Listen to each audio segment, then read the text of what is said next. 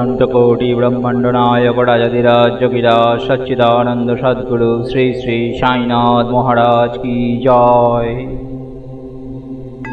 आज আমরা পাঠ করব শ্রী সাই সচ্চরিত থেকে 48তম অধ্যায়। এই অধ্যায়ে থাকছে সদ্গুরুর লক্ষণ, ভক্তদের আপদ নিবারণ, শ্রী শ্যাওড়ে, শ্রী সপ্তনেকর ও শ্রীমতী সপ্তনেকর এবং সন্ততি দান।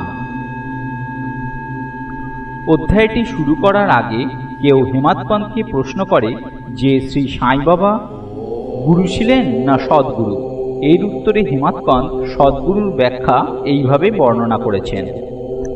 সদ্গুরুর লক্ষণ: যে বেদ বেদান্ত এবং 6টি শাস্ত্রের শিক্ষা প্রদান করে, ব্রহ্ম বিষয়ক মধুর ব্যাখ্যা দিতে পারে, শ্বাস প্রশ্বাস ক্রিয়ার নিয়ন্ত্রণ করে সহজে ধ্যান মুদ্রায় বসে মন্ত্র উপদেশ দেয়, নিশ্চিত সময়ের মধ্যে নির্দিষ্ট সংখ্যায় জপ করার আদেশ দিয়ে কেবল নিজের বাকচাতুর্যের সাহায্যে জীবনের লক্ষ্যের দর্শন করায় এবং যে নিজে আত্মসাক্ষাৎকার প্রাপ্ত করেনি সে সদ্গুরু নয়, বরং যিনি নিজের আচরণের মাধ্যমে লৌকিক ও পারলৌকিক সুখের প্রতি ঔদাসীন্য উৎপন্ন করে আমাদের আত্মানুভূতির রসাস্বাদন করান এবং যিনি নিজের ভক্তদের কার্যকরী ও প্রত্যক্ষ আত্মানুভূতি করিয়ে দেন তাকেই সদ্গুরু বলা হয়। যার নিজেই আত্মজ্ঞান হয়নি, শিষ্যদের তা দেবেন কি করে? সদ্গুরু স্বপ্নেও নিজের শিষ্যদের কাছে কোনো সেবা লাভ আশা করেন না, বরং স্বয়ং ওদের সেবা করার জন্য প্রস্তুত থাকেন। তিনি এও কখনো মনে করেন না যে আমি একজন মহান লোক এবং আমার শিষ্য তুচ্ছ। তিনি শিষ্যকে নিজের ন্যায় বা ব্রহ্মস্বরূপ মনে করেন। সদ্গুরুর প্রধান বৈশিষ্ট্য এই যে তাঁর হৃদয়ে সর্বদা পরম শান্তি বিদ্যমান থাকে। তিনি কখনো অস্থির বা ব্যাকুল হন না এবং তার নিজের জ্ঞানের বিষয়ে লেশমাত্র গর্ব রাখেন না। তাঁর কাছে রাজা কাঙাল ছোট বড় সব সমান। হেমাদপন্থ বলেন, আমার গত জন্মের সঞ্চিত পুণ্য ফলেই শ্রী সাই বাবার মতো সদ্গুরুর দর্শন এবং তাঁর কৃপা লাভ করার সুযোগ পেয়েছি। বাবা নিজের যুবাবস্থায় ছিলিম ছাড়া কিছু সংগ্রহ করেননি। তাঁর কোনো ছেলেপিলে, বন্ধু, ঘর সংসার বা অন্য কোনো সহায় ছিল না। 18 বছর বয়স থেকেই তার মনোনিগ্রহ বড়ই বিলক্ষণ ছিল। তিনি নির্ভয়ে নির্জন স্থানে ঘুরে বেড়াতেন এবং সর্বদা আত্মমগ্ন অবস্থায় থাকতেন। তার বক্তব্য ছিল, আমি সর্বদা ভক্তের অধীন। তিনি যখন বেঁচে ছিলেন সেই সময় ভক্তদের যেরকম অভিজ্ঞতা দিয়েছিলেন, মহাসমাধির পর আজও তার প্রতি অনুরক্ত ভক্তরা সেই অভিজ্ঞতা পেয়ে থাকেন। ভক্তদের শুধু নিজেদের হৃদয়ে প্রদীপটিতে ভক্তিপ্রেমের সলতে জ্বালাতে হবে। জ্ঞান যদি আত্মসাক্ষাৎকার নিজেই প্রকাশিত হয়ে উঠবে।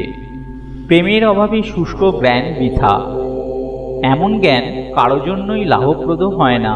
তাই আমাদের প্রেম অসীম এবং অটুট হওয়া উচিত। প্রেমের কীর্তির গুণগান কেই বা করতে পারে, তার তুলনায় সমস্ত বস্তু তুচ্ছ মনে হয়। প্রেমাঙ্কুর উদয় হতেই ভক্তি ও বৈরাগ্য, শান্তি এবং কল্যাণরূপী সম্পত্তি সহজেই প্রাপ্ত হয়। ঐকান্তিক ইচ্ছে না হলে কোনোভাবেই প্রেম লাভ হওয়া সম্ভব নয়। তাই যেখানে ব্যাকুল ভাব ও প্রেম আছে সেখানে ভগবান স্বয়ং প্রকাশিত হন। ভাবেই প্রেম অন্তর্নিহিত থাকে এবং সেটাই মোক্ষ প্রদান করে।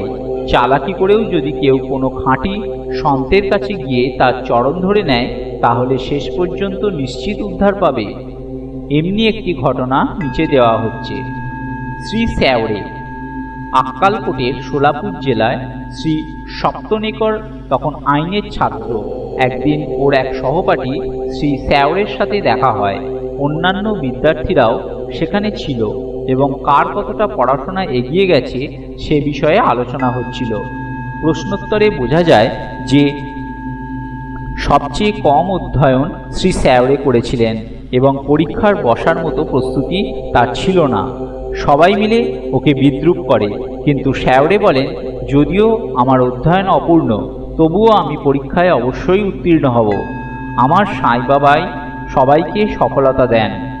শ্রী সপ্তনেকর এই কথা শুনে খুব অবাক হন এবং উনি শ্রী শ্যাওড়েকে জিজ্ঞাসা করেন, এই সাই বাবা কে যার তুমি এত প্রশংসা করছো? শ্রী শ্যাওরে উত্তর দেন যে তিনি এক ফকির এবং শিরডিতে একটি মসজিদে থাকেন। তিনি এক মহান পুরুষ। অনেক সাধুসন্তই আছেন, কিন্তু তার তুলনা নেই। যতক্ষণ পূর্বজন্মের পুণ্য সঞ্চিত না হয় ততক্ষণ তার দর্শন হওয়া দুর্লভ। আমি তাকে খুবই শ্রদ্ধা করি। তার শ্রীমুখ থেকে যে কথা বেরোয় সেটা কখনো মিথ্যে হয় না।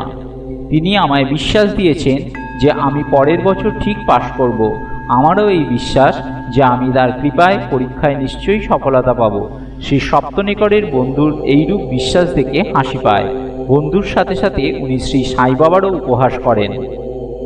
শ্রী সপ্তনেকর পরীক্ষায় উত্তীর্ণ হওয়ার পর আক্কালকোটেই থাকতেন এবং সেখানেই ওকালতি শুরু করেন। 10 বছর পর 1913 সালে ওর একমাত্র পুত্রের গলার রোগে মৃত্যু হয়। তাই ওর মন প্রচণ্ড বিচলিত হয়ে ওঠে। মানসিক শান্তির খোঁজে উনি পণ্ঢরপুর, গানাগাঙ্গাপুর এবং অন্যান্য তীর্থস্থান ভ্রমণ করেন, কিন্তু ওর মনের অশান্তি দূর হয় না।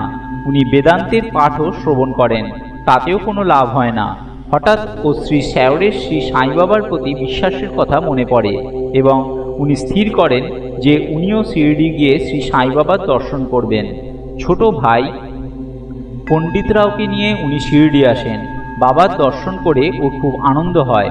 বাবার কাছে গিয়ে প্রণাম করে শুদ্ধ মনে একটা শ্রীফল অর্পণ করতে যাবেন, এমন সময় বাবা রেগে উঠে বলেন, বেরিয়ে যাও এখান থেকে।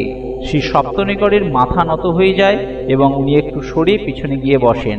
কিভাবে বাবার কাছে যাওয়া সম্ভব সে বিষয়ে কারো সঙ্গে পরামর্শ করতে চাইতেন।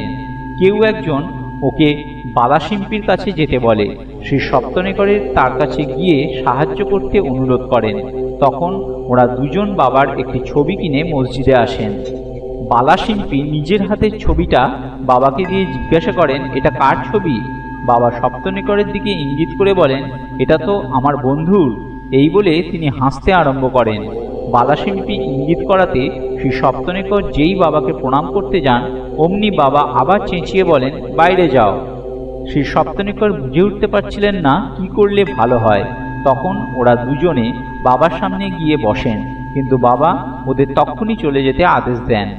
ওরা খুবই নিরাশ হন। তাঁর আদেশ কেই বা অবহেলা করতে পারত। অবশেষে শ্রী সপ্তনেকর ক্ষীণ হৃদয়ে শিরডি থেকে ফিরে যান। উনি মনে মনে প্রার্থনা করেন, হে সাই, আমি আপনার কাছে দয়ার ভিক্ষা চাইছি। এতটা ভরসা দিন যে ভবিষ্যতে কখনো না কখনো আপনার শ্রীদর্শনের অনুমতি আমি অবশ্যই পাব। শ্রীমতী সপ্তনেকর 1 বছর কেটে যায়, তাও ওর মন শান্ত হয় না। গানগাঙ্গাপুর গিয়ে ওর মনের অশান্তি আরও বেড়ে যায়। তারপর উনি মারগ্রাম বিশ্রাম করতে যান এবং সেখান থেকে কাশী যাবেন স্থির করেন। রওনা হওয়ার 2 দিন আগে ওর স্ত্রী স্বপ্ন দেখেন যে উনি একটি কলসি নিয়ে কুয়োতে জল ভরতে যাচ্ছেন। সেখানে নিম গাছের নিচে একটি ফকির বসে আছেন। ফকির ওর কাছে এসে বলেন, খুকুমণি, তুমি মিছিমিছি কেন কষ্ট করছো? দাও, আমি তোমার কলসিতে পরিষ্কার জল ভরে দিচ্ছি। ফকিরের ভয়ে উনি খালি কলসি নিয়ে ফিরে আসেন। ফকিরও ওর পেছন পেছন ধাওয়া করতেই ওর ঘুম ভেঙে যায় এবং চোখ খুলে উঠে বসেন। এই স্বপ্নের কথা উনি নিজের স্বামীকে জানান। এটা একটা শুভ লক্ষণ মনে করে দুজনে শিরডি যাওয়া স্থির করেন। এবার যখন ওরা মসজিদে গিয়ে পৌঁছন তখন বাবা সেখানে উপস্থিত ছিলেন না। তিনি লেন্ডি বাগানে গিয়েছিলেন। ওর ওখানেই বাবার জন্য অপেক্ষা করছিলেন। যখন বাবা ফিরে আসেন তখন তাকে দেখে শ্রীমতী সপ্তনেকর খুবই অবাক হয়ে যান। স্বপ্নে দেখা ফকির হুবহু বাবার মতোই দেখতে ছিল। উনি বাবাকে প্রণাম করে সেখানে বসে বসেই মুগ্ধ দৃষ্টিতে বাবার দিকে তাকিয়ে রইলেন। ওর বিনম্র স্বভাব দেখে বাবা অত্যন্ত প্রসন্ন হন। নিজের পদ্ধতি অনুসারে উনি 1/3 ব্যক্তিকে একটা গল্প শোনাতে শুরু করেন। আমার হাতে, পেটে, কোমরে এবং সারা শরীরে অনেক দিন ধরে ব্যথা হচ্ছিল। আমি অনেক চিকিৎসা করাই, কিন্তু কোনো ফল লাভ হয় না। ওষুধ খেয়ে খেয়ে বিরক্ত হয়ে উঠেছিলাম, কিন্তু এখন আমার খুব আশ্চর্য লাগছে যে আমার সব ব্যথা হঠাৎই চলে গেছে। যদিও কারো নাম উল্লেখ করা হয়নি, কিন্তু এই গল্পটি শ্রীমতী সপ্তনেকরের নিজের। ওর ব্যথাই দূর হয়ে গিয়েছিল এবং উনি তাতে খুব খুশি হন। সন্ততি দান। শ্রী সপ্তনেকর দর্শন করার জন্য এগিয়ে যান, কিন্তু বাবার ওই এক অভ্যর্থনা, বেরিয়ে যাও। এবার উনি অনেক ধৈর্যশীল ও নম্র হয়ে এসেছিলেন।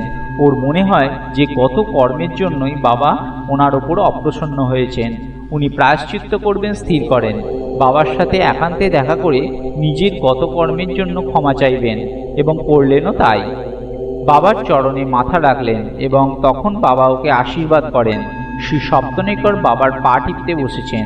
এমন সময় একটি রাখাল মেয়ে এসে বাবার কোমর টিপতে আরম্ভ করে। তখন বাবা তাদের একটা বেনের গল্প বলতে শুরু করেন। যখন তিনি ওর জীবনে অনেক পরিবর্তন এবং ওর একমাত্র ছেলের মৃত্যুর কথা বলেন, তখন শ্রী সপ্তনেকরের খুব অবাক লাগে। উনি অবাক হয়ে ভাবেন যে বাবা ওর জীবনের প্রত্যেকটি ঘটনার বিষয় কি করে জানেন। উনি নিজেই সহজেই বুঝতে পারেন যে বাবা অন্তর্যামী এবং সবার হৃদয়ের সব রহস্য তিনি জানেন। এই কথা ওর মনে আসতেই বাবাও এদিকে মেয়েটির সাথে কথা বলতে বলতে সপ্তনেকরের দিকে ইঙ্গিত করে বলেন, এই ভদ্রলোকটি আমায় দোষ দিচ্ছেন যে আমি এর ছেলেকে মেরে ফেলেছি। আমি কি লোকেদের সন্তানদের প্রাণ নিই? তাহলে এই মহাশয় মসজিদে এসে চেঁচামেচি কেন করছেন? এবার আমি একটা কাজ করব, সেই ছেলেটিকে আবার ওর স্ত্রীর গর্ভে এনে দেব। এই বলে বাবা নিজের অভয়হস্ত সপ্তনেকরের মাথায় রাখেন এবং ওকে সান্ত্বনা দিয়ে বলেন, এই চরণ অতি পুরাতন ও পবিত্র। চিন্তামুক্ত হয়ে আমার উপর সম্পূর্ণ বিশ্বাস রাখলে তোমার অভীষ্ট শীঘ্রই পূর্ণ হবে। শ্রী সপ্তনেকরের হৃদয় আনন্দে ভরে ওঠে। চোখের জলে বাবার চরণ ধুয়ে নিজের ঘরে ফিরে আসেন। পুজোর সামগ্রী ঠিক করে নৈবেদ্য ইত্যাদি নিয়ে উনি সপত্নীক মসজিদে যান। এইভাবে উনি নিত্য নৈবেদ্য অর্পণ করতেন এবং বাবার কাছ থেকে প্রসাদও পেতেন। মসজিদে অসম্ভব ভিড় থাকা সত্ত্বেও উনি সেখানে গিয়ে বারবার বাবাকে প্রণাম করতেন। মাথায় মাথায় ঠোকাঠুকি লাগতে দেখে বাবা বলেন, প্রেম ও বিনয়ের সঙ্গে একটা নমস্কারই করলেই যথেষ্ট। সেই রাত্রেই ওর চাউরি উৎসব দেখার সৌভাগ্য হয় এবং বাবা ওকে পাণ্ডুরঙ্গের রূপে দর্শন দেন। পরের দিন রওনা হওয়ার জন্য ব্যবস্থা করার সময় ওর মনে হয় প্রথমে বাবাকে একটা টাকা দক্ষিণা দেব। যদি তিনি আর টাকা চান তাহলে মানা না করে আর টাকাও অর্পণ করব। তাও যাতায়াতের জন্য যথেষ্ট টাকা বাঁচবে। মসজিদে গিয়ে বাবাকে 1 টাকা দক্ষিণা দিতেই ওর মনের ইচ্ছে জেনে বাবা আরও 1 টাকা চান। শ্রী সপ্তনেকরের সেটা সহস্রে দিতেই বাবা ওকে আশীর্বাদ দিয়ে বলেন, এই নারকেলটি নিয়ে যাও এবং তোমার বউয়ের কোলে রেখো। নিশ্চিন্ত হয়ে বাড়ি যাও। শ্রী সপ্তনেকর তাই করেন। 1 বছর পর ওর একটি পুত্র সন্তান হয়। 8 মাসের শিশুকে নিয়ে ওই দম্পতি আবার শিরডি আসেন এবং বাবার চরণে শিশুটিকে রেখে এইরূপ প্রার্থনা করেন, হে শ্রী সাইনাথ, আপনার ঋণ আমরা কিভাবে শোধ করতে পারবো জানি না। আপনার শ্রীচরণে আমরা বারংবার প্রণাম জানাই। আমরা অসহায় ও অনাশ্রিত। আশীর্বাদ করুন প্রভু, যেন আপনার চরণ কমলই আমাদের আশ্রয় হয়। উঠতে বসতে শুতে জাগতে নানা রকম চিন্তাভাবনার আমাদের মন অস্থির হয়ে ওঠে। আপনার ভজনেই যেন আমাদের মন মগ্ন হয়ে যায়, এইরূপ আশীর্বাদ দিন। ওই ছেলেটির নাম মুরলীধর রাখা হয়। পরে তাদের আরও 2টি পুত্র ভাস্কর ও দিনকর হয়েছিল। সপ্তনেকর দম্পতি এইভাবে উপলব্ধি করেন যে বাবার কথা কখনো অসত্য হয় না, অপরিপূর্ণ থাকে না। এই সাথেই শেষ হলো আজকের স্বাধ্যায়। ওম অনন্ত কোটি ব্রহ্মাণ্ড নায়ক রাজাধিরাজ যোগীরাজ সচ্চিদানন্দ সদ্গুরু শ্রী শ্রী সাইনাথ মহারাজ কি জয়।